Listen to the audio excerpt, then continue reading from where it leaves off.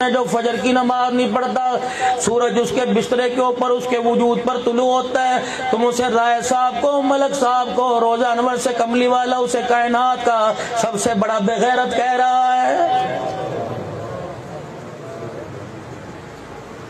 فرمایا وہ لوگوں جو فجر کی نماز نہیں پڑھتا، حضور علیہ السلام نے فرمایا کائنات میں اس سے بڑا بے ایمان کوئی نہیں۔ فرمایا مدنی کریم صلی اللہ تعالی علیہ وسلم نے جو فجر کی نماز نہیں پڑھتا، میرا جی چاہتا ہے میں لکڑی کو آگ لگاؤں اور جا کے بستر سمیت اس کے وجود کو جلا دوں۔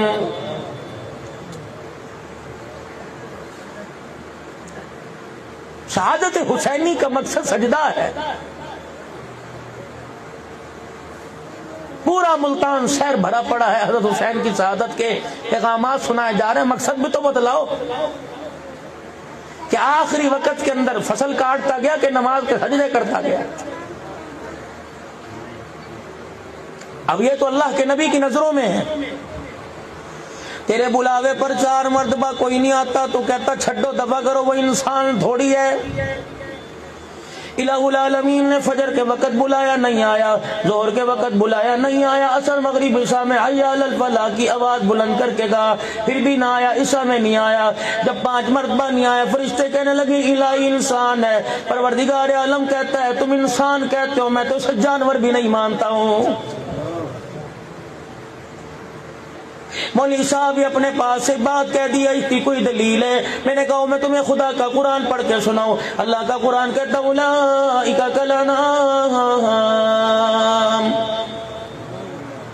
میرا کھا کر، میرا پی کر، میرا دیا ہوا پہن کر، میری نعمتیں حاصل کر کے جو مجھے پہچان نہ سکا، تم اسے انسان کہتے ہو کالانعام، میں تو اسے جانور بھی کہنے کو تیار نہیں۔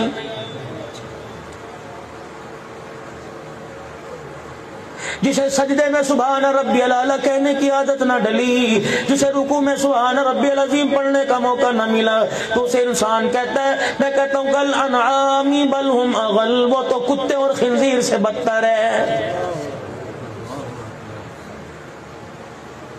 مسلمانوں مال چلا جائے چھوڑ دینا، گاہک دکان پر آئے چلا جائے سودا چھوڑ دے، گلا نہ کرنا، پرواہ نہ کرنا، نماز کا سجدہ نہ چھوڑنا۔ رب کعبہ کی قسم ہے اگر نماز کا سجدہ چھوڑتے ہو، تیرا میرا کلیجہ تو اسی طرح برقرار رہتا ہے۔ روزہ انور میں رسول اللہ صلی اللہ علیہ وسلم کی آنکھوں مبارک کو تکلیف ہونے لگ جاتی ہے۔ فرمایا جعلت قرۃ عینی فی الصلاۃ، اور دنیا والو میری آنکھوں کی ٹھنڈک سرما نہیں، نماز کا سجدہ ہے۔